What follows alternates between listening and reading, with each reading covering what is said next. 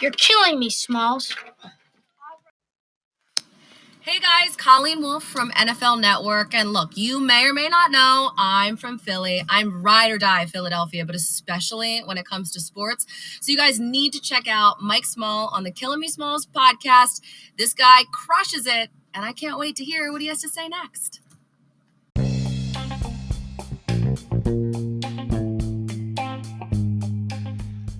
Hello, everybody, and welcome to another episode of the Killin Me Smallz Podcast. I am your host, Mike Small. This podcast is a proud member of the Painted Lines Podcast Network, focusing on interesting sports content and not people screaming and yelling at each other with hot takes that could actually be ridiculous. This is the Thinking Persons Podcast. Before we get started, I invite you to follow me on Twitter at RealMikeSmall, and I'll follow you right back.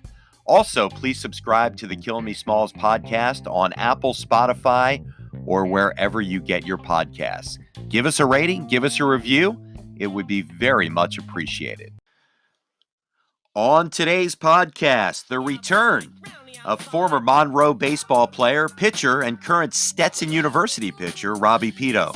Not only is Robbie a Major League Baseball prospect, as he's been drafted twice in the last 4 years, he was the summer intern for the Killn Me Smallz podcast and actually did a fantastic job. Okay, Robbie, welcome back to the podcast. Not a bad first outing against the Air Force Academy. 7 innings, 1 hit, 12 strikeouts. I know you've prepared hard for this season. That had to feel good, though. Yeah, no, thanks for having me. Glad to be back on. Yeah, it definitely felt good. It was a pretty good way to get the season rolling for me and also the team. We're off to a 4-0 start. So, yeah, it was just a good first week overall. I think the thing I was most impressed about from your outing is, well, you had 3 walks, which is pretty good in 7 innings for the first outing of the season. So that's pretty good control with 12 strikeouts. But I think that the thing that impressed me the most is that you threw 110 pitches and your 110th pitch was 93 miles an hour. So you had to feel pretty strong. Yeah, I actually I didn't even know that. But yeah, no, it was. I guess it all just kind of results to my coach's throwing program and the way that he has us build our arms up to make sure that when we are late in the game, our arm it's still fresh and conditioned and still at full strength. So guess I got to give him some credit there.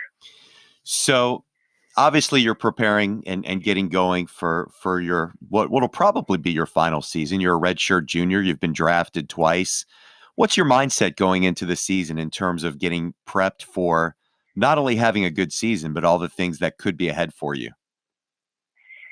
I kind of try to stay in the moment, not think about the future too much, just kind of take each day, by itself and each week by itself, and prepare like that. But, I think the biggest thing for me and this team this year is just try to win more games, win more weekends. We definitely had our struggles last year with consistency. And so I think the biggest thing for us is, just to continue to win as much as we can. I think, the longer we're playing, the longer, opportunities people have to see me. And hopefully that makes that decision, in June a little bit easier for them. You came out of the bullpen in the playoffs last year, and I thought you did a really good job. I mean, you were exhausted from starting during the week, and then you came off the bench and helped out in the bullpen. Do you like that role, or do you prefer starting, or it doesn't matter?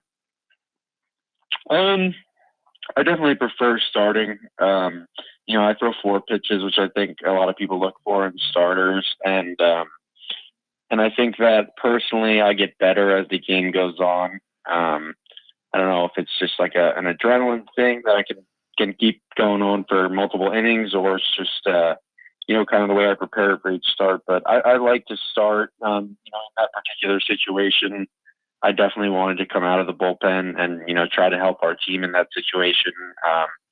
Try to hopefully help us end up advancing to a regional. It obviously didn't work out for us, but I didn't mind coming out of the pen, but I'm definitely more comfortable starting games. So another shout out for you, Conference Pitcher of the Week. That had to feel pretty good. Oh yeah, it was pretty cool. I actually was taking a nap and woke up and looked at my Twitter and my Instagram, and I had all these notifications, and I looked, and I found out that way. So it was pretty overwhelming at first. Very cool. So, hey, I want to transition with you. First of all, congratulations on the start and hope you have a fantastic season. But second of all, I'm really interested in your take as a pitcher and, someone who's had a lot of success and is preparing for a major league career. Baseball's been in the news a lot lately.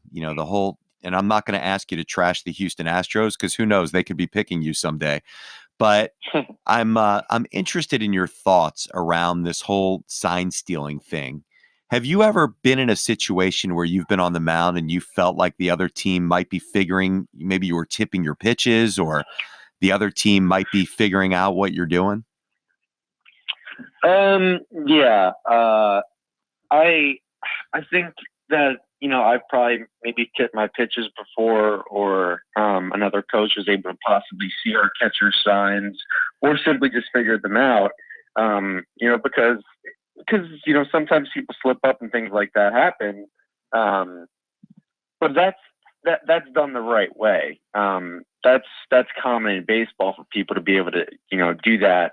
Whether it's a guy on second, you could see the catcher signs, and so on.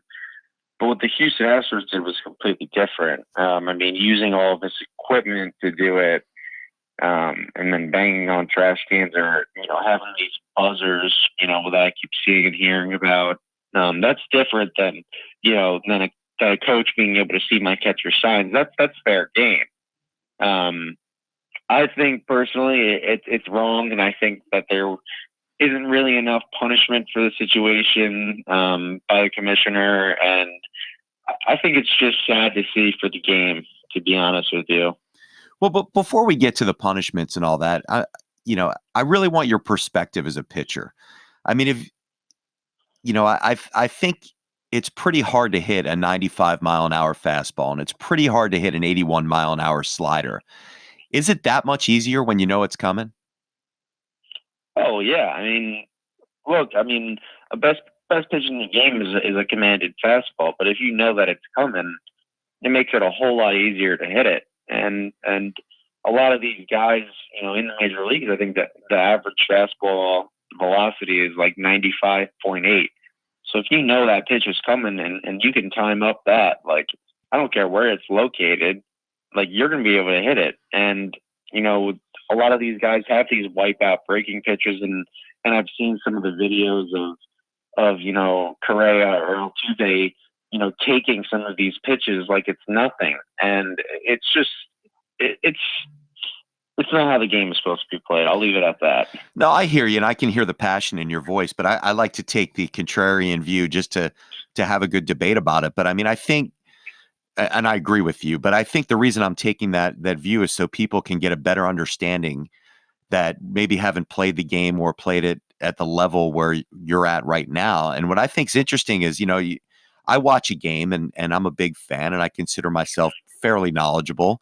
And I could pretty much guess, if I'm watching the Phillies, if Aaron Nola is coming in with a fastball inside, or is this a good time for a breaking ball? You see what I'm saying? Making that guess and sitting on it as opposed to actually knowing it is a huge difference, is what you're saying. Oh yeah, sure. There's, a big thing in baseball with pitching, especially, is tendencies. What you throw in what situations, where you throw it, and so when a hitter can guess that you might be coming with the fastball inside, and they're able to open up their hips and fire their hands and get to that pitch, well then tip your cap to them. But when they know it's coming every single time you throw it, it changes the whole game. For Altuve to, hit that slider that Chapman threw him like he knew it was coming, which he did, it's just unfair because, you got pitchers out there. I saw the video or the tweet about a guy who pitched in 2017, and his last outing ever in the big leagues before he got cut was against the Astros, and he left 4 runs against them.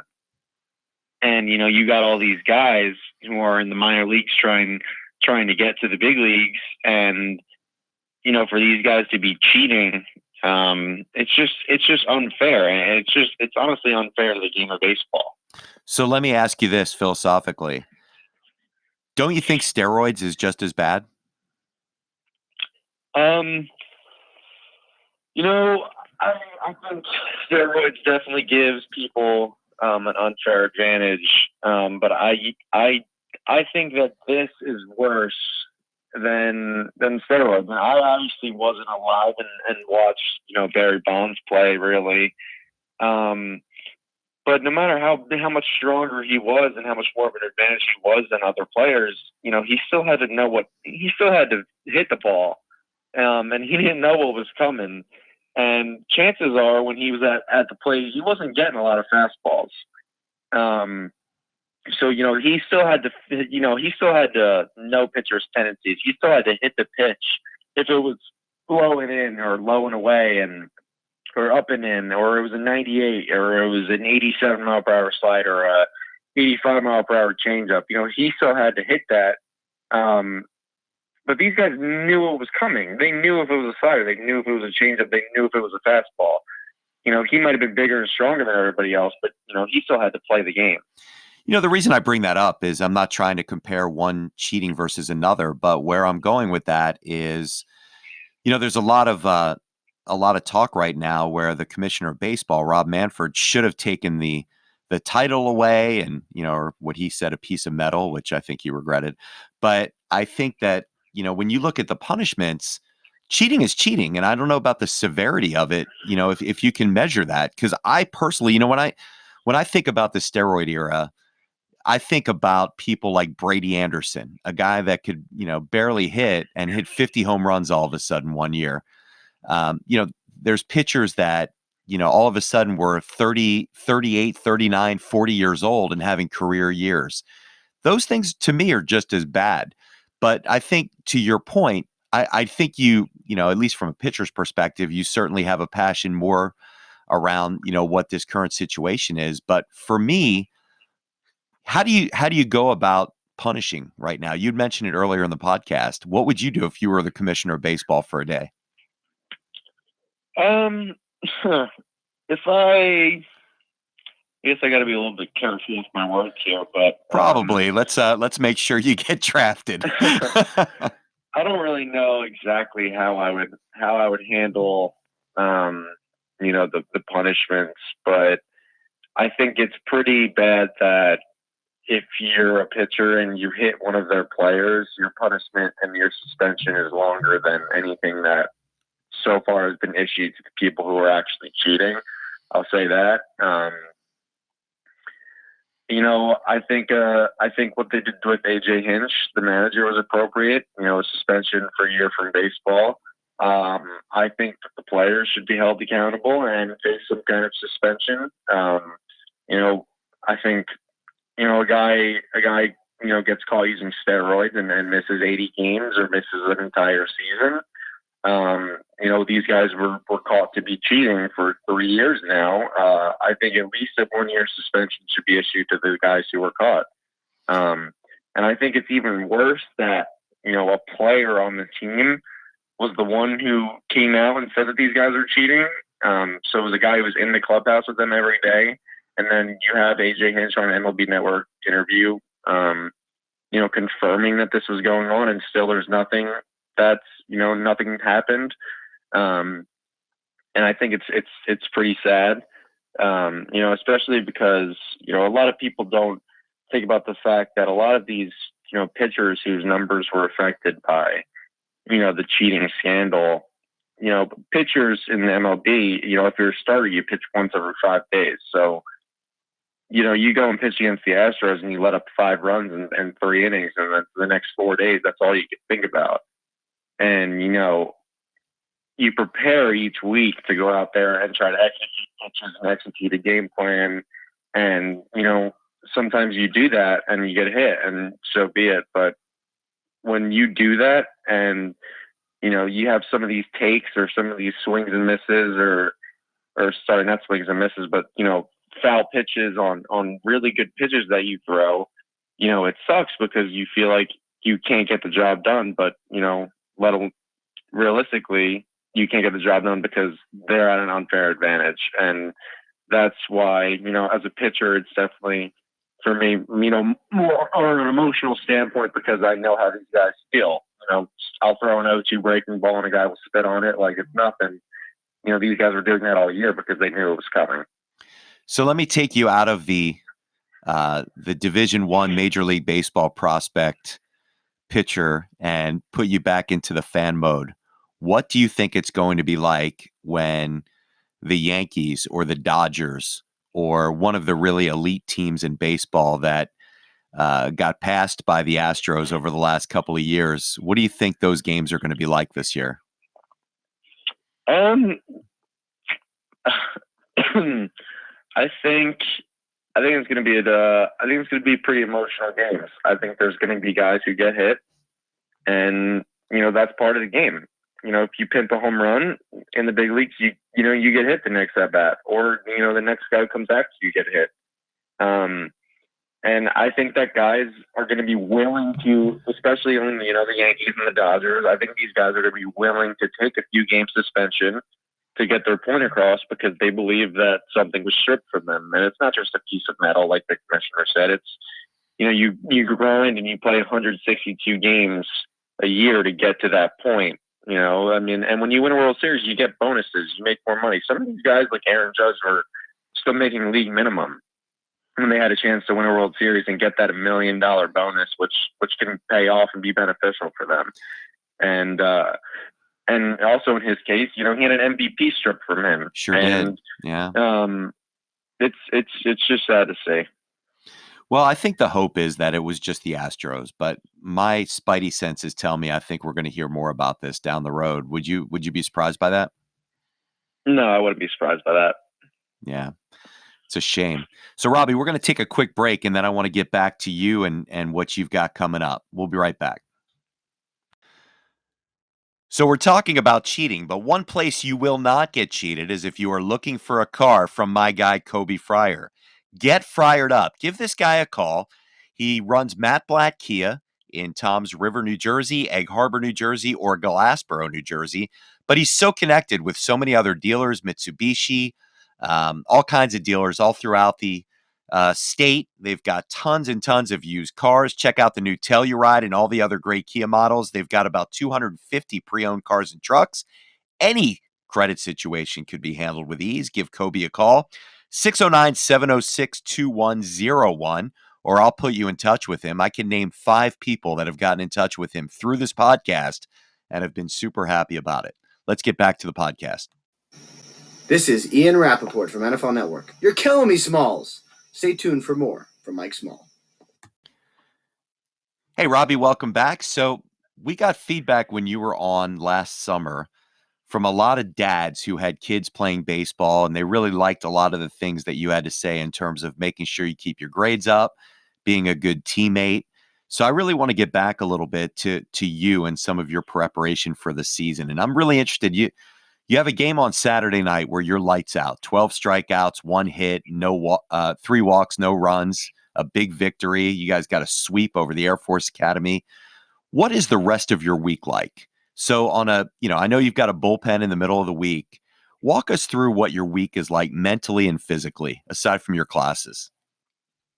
So it's a week-long preparation, and you take each day and you try to accomplish these different things each day. I keep like a journal and where I cross things off that I want to get better at that I might have struggled with the week before. So I pitched on Saturday night, and so after that I just got a bite to eat with the fam and kind of just did some recovery stuff after the game. And then Sunday morning, I had a workout, lower body workout, to try to get back some muscle into my legs after using a lot. After that, I did some arm care and recovery, and then I went in long toss, which is part of my throwing program. And it's not a pull down long toss where I'm putting a lot of stress on my arm. It's kind of just to flush out all the soreness. And then after that, I'll have an off day in which I don't have to throw or lift and kind of just, give my body a break. And then after that, it's just kind of throwing every day at different, lengths and intensity. And it's just a big week-long preparation so that when it comes to, the next Saturday, I'm feeling fresh and ready to go. And yeah, I'll throw a bullpen on Wednesday. And it's more of a lengthier bullpen than people probably think. But I think a lot of people, especially now in the game, are in that mindset where you have to save your bullets as a pitcher.